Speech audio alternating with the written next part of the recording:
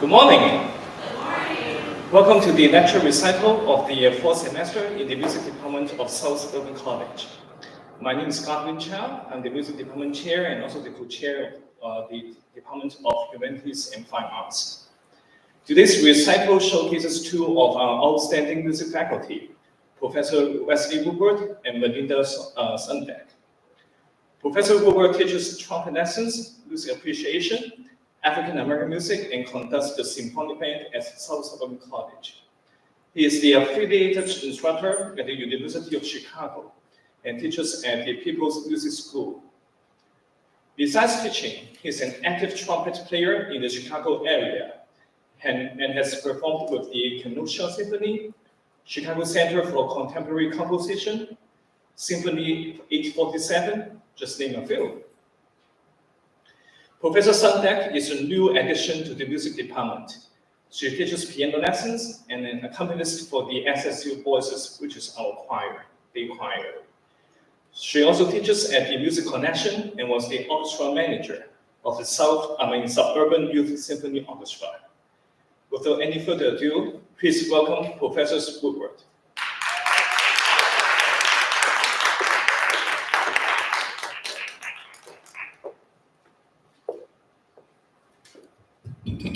Hey, welcome everybody. Glad to see everybody here this little cold morning, but it's a good morning nonetheless. And I appreciate you taking the time to learn a little bit about trumpet with me.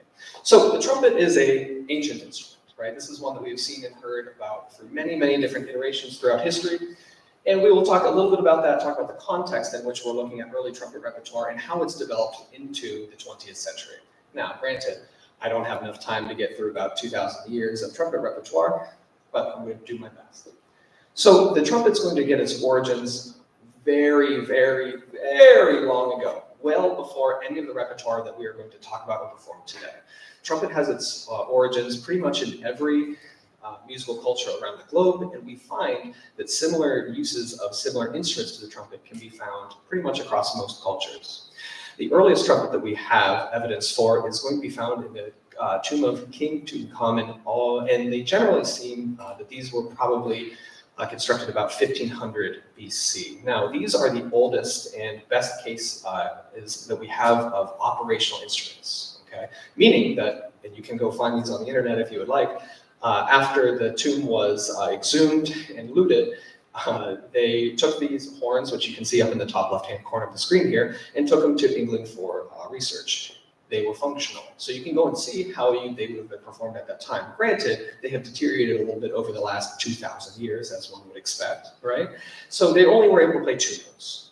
Modern reconstructions of these instruments can really kind of show the full range of the instrument, as well as some of the other elements that are found within. Going from there, we will also see that even before that, or a little bit after, and continuing after, the Greeks were also using an instrument that is similar in construction to the trumpet. And you can see that down here on the right as the salpans. Now, if you've noticed, all of these examples of the trumpet up here are slightly different than any of the examples that you'll see up here. Namely, no buttons, no valves. Okay, that is going to be an important distinction and pretty much the crux of what I'm going to be speaking about today. Looking into the North and South America, we will also see that Mesoamerican civilizations as well as cultures will also incorporate some form of trumpet or bugle that we will see. And you can see that through the Moche civilization, which is now encompassing what is modern day Peru. Outside of that, we will see that the trumpet is going to be listed and talked about both in the Jewish Bible as well as the Old Testament within the Christian ideology as well. And we still will see that the early construction is primarily going to be built around two different elements. First, there's animal elements, and B, there's metallurgical elements, or metallurgy, right?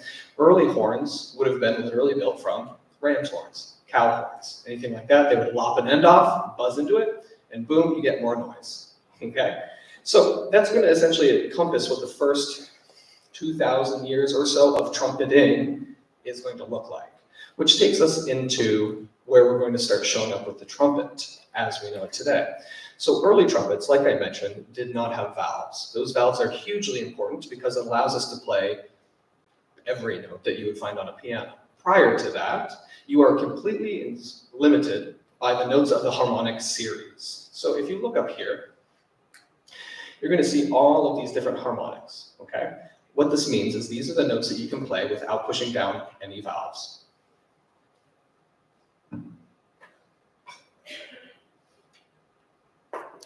Look, Mom, no hands. Right? That's what we're talking about when we're discussing the harmonic series. So notes that are able to be performed without manipulating any kind of valves or keys or anything like that. Beneficial, right? Because, well, you don't have any valves and the invention hasn't happened yet, so you can play loud. You can play some notes, which, I'll take some is better than none, for sure, right? However, it's going to be problematic for soloing because of the lack of possible note options, essentially, right? Now, early on, the trumpet has two primary uses: militaristic uses and courtly uses for the royal court, generally speaking. Neither of these were primarily used as solo voices until about the Baroque era, okay? Think about this. The vast majority of human history, the trumpet has been used primarily as a military piece of equipment. If you need to communicate over long distances, drums and trumpets, to signal the troops, to charge, to retreat, to X or Y or Z, you're going to use a trumpet because, well, it's loud. So my neighbors tell me it's loud, right? Which is great, but it doesn't really leave a lot of space for creative performing. Where do we start finding that? Because we do see the trumpet repertoire does go all the way back to the Baroque era, so well before the first piece that we're going to listen to today. How are they doing it? That's going to be performed by a slightly different instrument called the clarino, or the natural trumpet. Now, the natural trumpet or the clarino are one and the same. The only difference is the way that these clarino players are able to get notes so that you can solo is by playing in the extreme register, upper register of the instrument. Okay? If you look at the harmonic series from this previous slide, if you notice, the intervals get progressively smaller as you go up. So you have a fifth there, you have a fourth there, major third, minor third, and then you have a second, so on and so forth. So it gets smaller and smaller and smaller as you go up, which will allow certain non-harmonic notes to be present, okay? So these early clarino players are playing in the extreme upper registers of the instrument so that they can get some half-step notes in there, other than just these kind of open harmonics. So this is the origins, essentially, of the quote-unquote solo trumpet. And this is what we will see in the Baroque era with the works of Torelli and many, many others. Now, interestingly enough, after I performed this first piece, the way that people performed the clarino was lost, completely lost. Meaning that we do not today, even with contemporary scholarship, have any real idea as to what clarino technique was. Because there were two different types of delineations in music at that time. You were either a military trumpet player or you were a court trumpet player. And court trumpet players tended to also play clarino because you had some more options as far as notes are concerned. Beautiful. Continue. Which takes us into the Haydn Trumpet Concerto, which is the first work on this program, okay? Now, the Haydn Trumpet Concerto is the first work written for what is the contemporary trumpet, okay? Now, in Haydn's own words, he wrote this for clarino, although it was not performed on clarino. It was written as essentially for a new invention by trumpeter Anton Weidinger at this time, and he invented what we call now the keyed trumpet. Now, the keyed trumpet is different than the modern trumpet in that instead of having valves, you have these long kind of spindly sticks, essentially, that are opening and closing ports on the instrument. Think of like how you, if anybody here has played the saxophone or a bassoon, think about how you kind of close the sound holes on those instruments, and that is how that is translated onto the trumpet. Okay, so you don't have as much dexterity, but it does allow you to perform chromatic notes as well as every note within the harmonic series alongside the chromatic series on the piano. So it opens up a large possibility of notes to perform.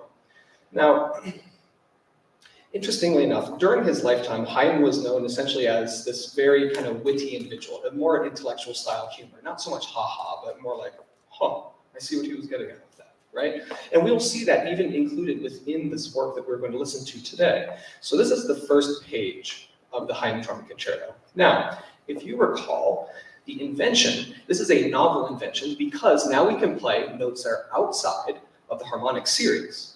This is the trumpet part. I know it's an arrangement, but it's the original notes, I promise you, okay? So, The Haydn Trumpet Concerto opens up with a double exposition, as we typically expect from concertos of this period, meaning that you're going to have the exposition, the introduction of the piece, completely performed by orchestra, or in my case, piano, and then you will have it repeated in its entirety with the trumpet then showing up, performing more of the melody. So in this original exposition here, do you notice anything quote-unquote funny?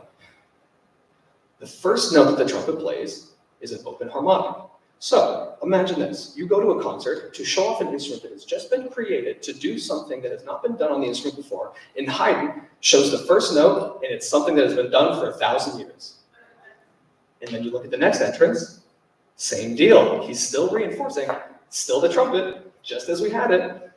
The next entrance, same deal. Next entrance is finally when the trumpet shows up in earnest, and then you get a whole step in there. No, do, re, mi, right? So you get that half step eventually, but it only takes about 5 minutes of music to get there. So Haydn is trying to incorporate these little musical jokes within. He's saying, okay, here's where we're coming from and here's where we're going. And then as you go through the concerto, which unfortunately today we don't have time to perform the entire 20-minute or so concerto, it gets progressively more and more complex as far as the note concept, or the notes are concerned. Okay? So as you listen through this, we're going to start right around here, this measure 20. So I'm going to get rid of that first exposition. No one wants to hear me just kind of sit and stand and look at you all pretty like, right? So we're going to start right around here. And then what I really want you to try to hear is how Haydn is incorporating these half steps and whole steps to really start to move the trumpet from being just a instrument that's telling you to, go to battle, and into an instrument that can tell you, okay, this is an art, this is music, this is culture, right? Beautiful. So now we're going to begin with the first movement of the Haydn Trumpet Concerto.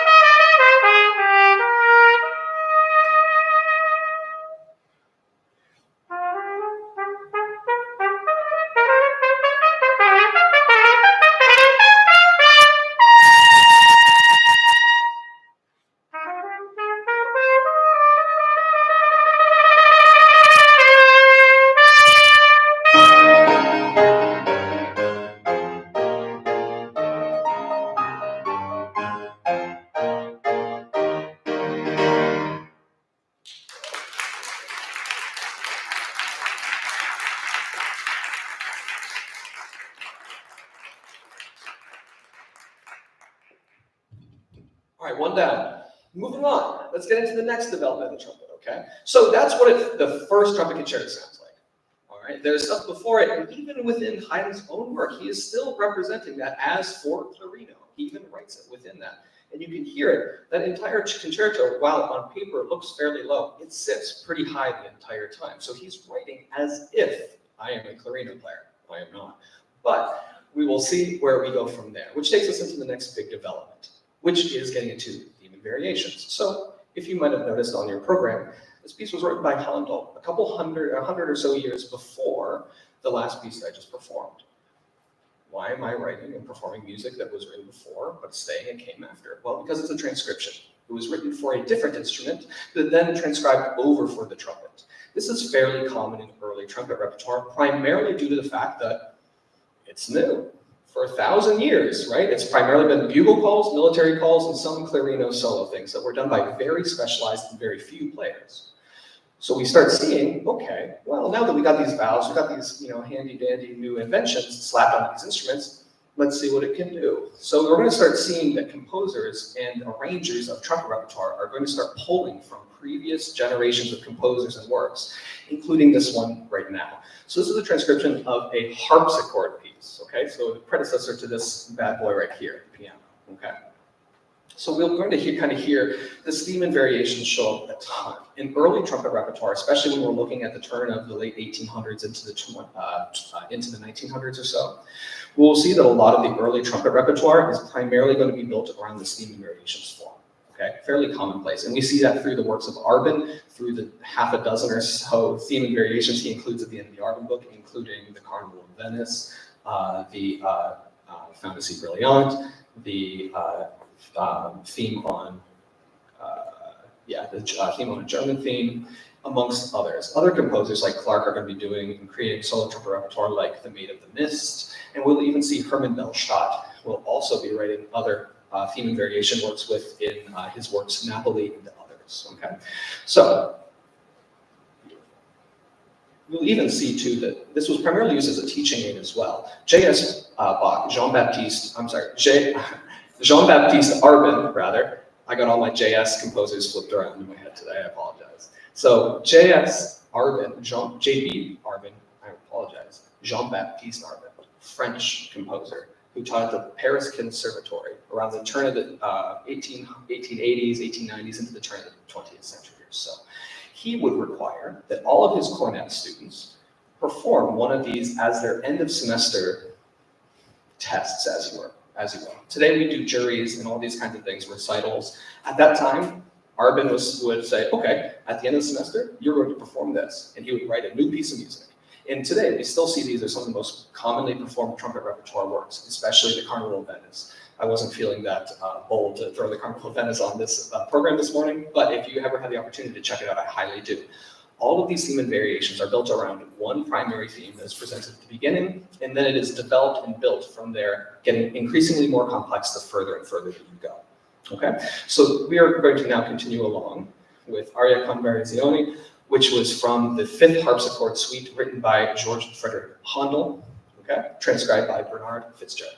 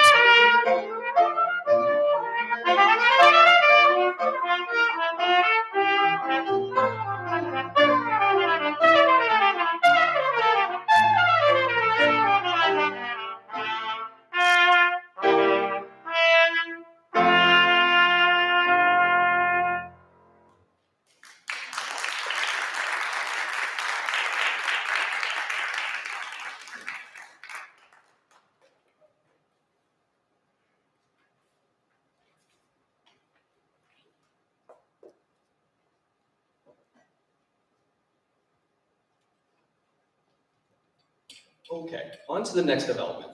Now, it's a little out of order, but it makes sense, I promise. Anybody that takes a class with me knows that I might take a hard detour, but it will always come back, I promise, I promise. So stick with me for a second.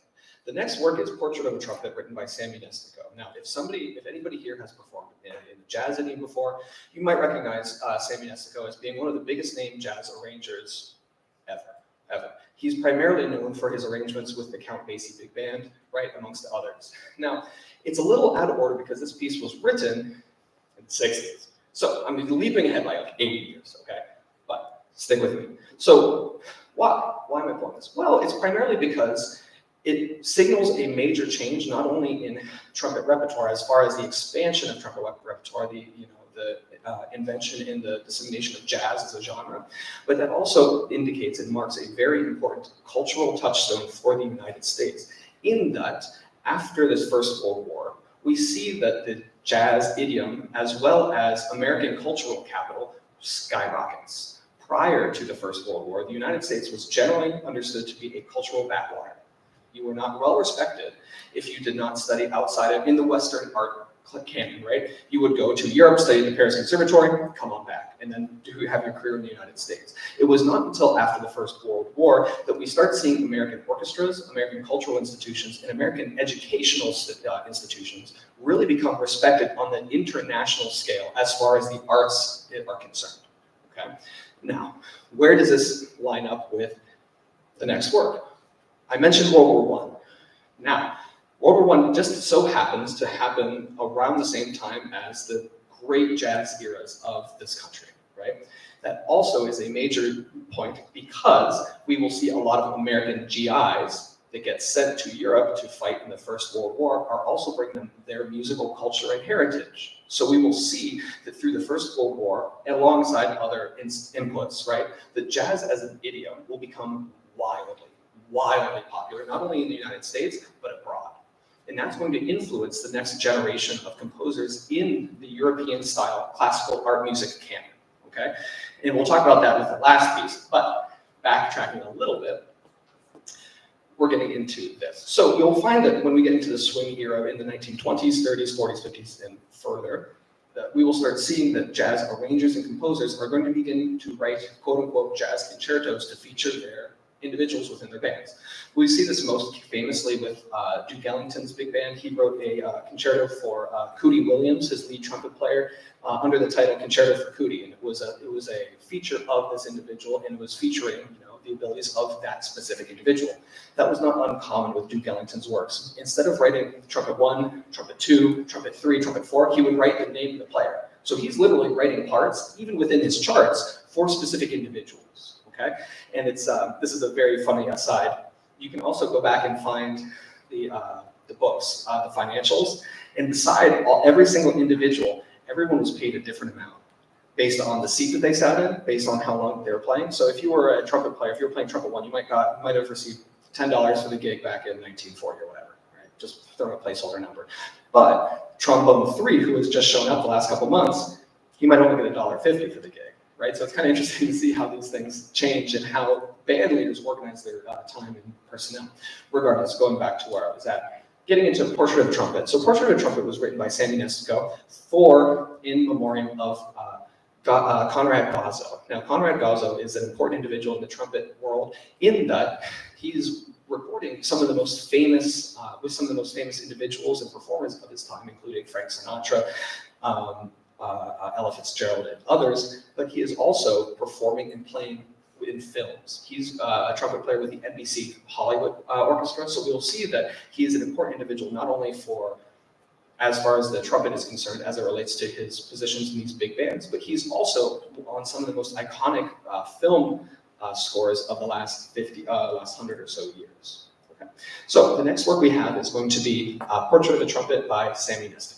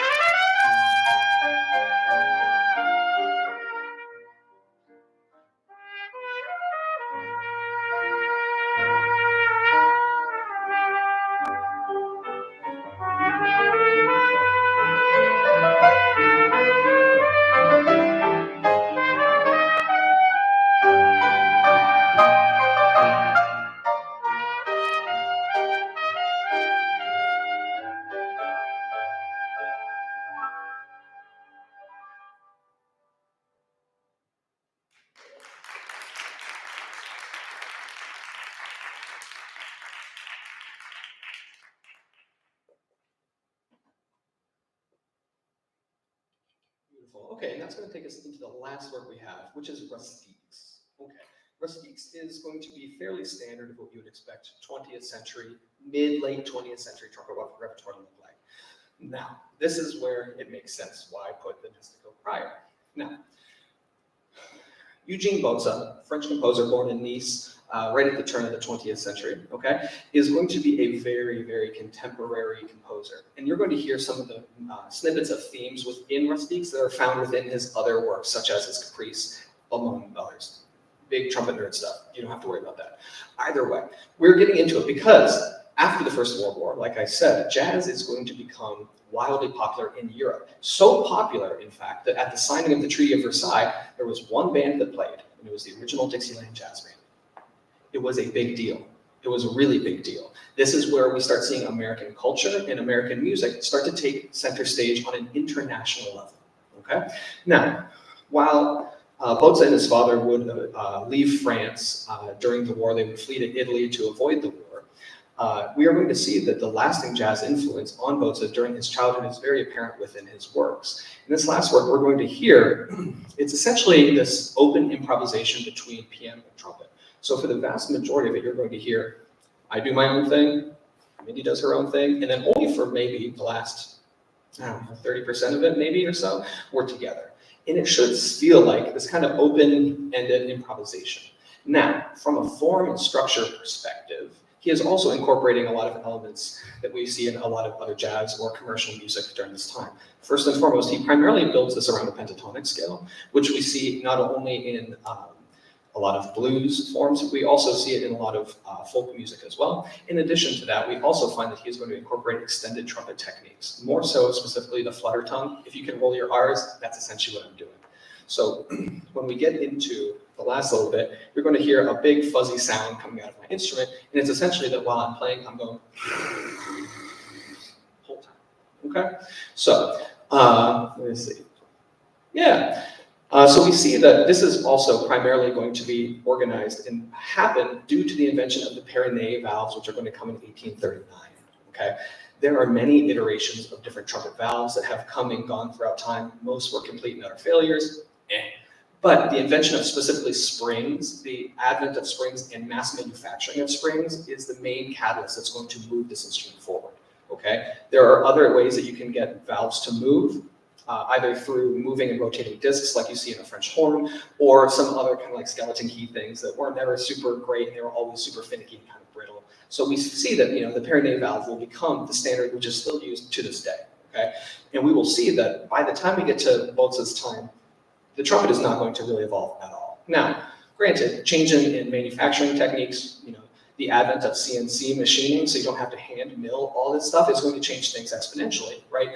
But, essentially we're not going to see any more major developments in the trumpet after 1880, 1890 or so. So it's pretty much the same instrument as it's been, okay? So this is going to be the last work on the program, and this is going to be kind of the culmination of where we've come and where we're going to, okay?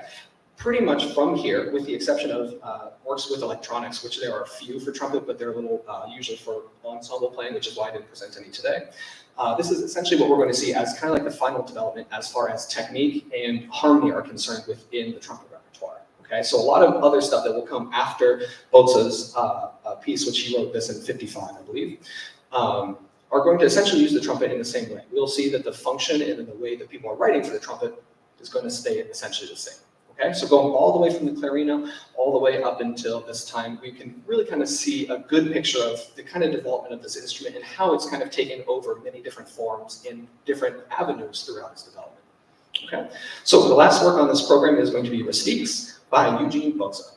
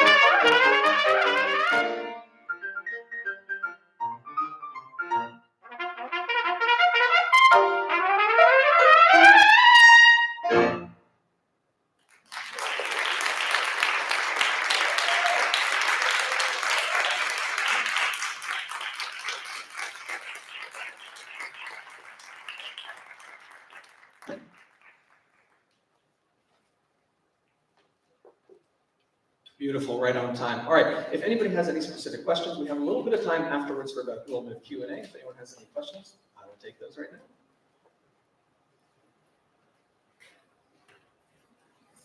All right, well, rather than me sit here and stare at you guys for the next 8 minutes, you are free to go. But if you have any questions, I will stick around. I obviously have a bunch of gear to pack up. Feel free to flag me down. I'm more than happy to talk about it. Thank you guys for spending your afternoon with me. I hope you guys got something out of this, and I hope see you guys around. Thank you very much.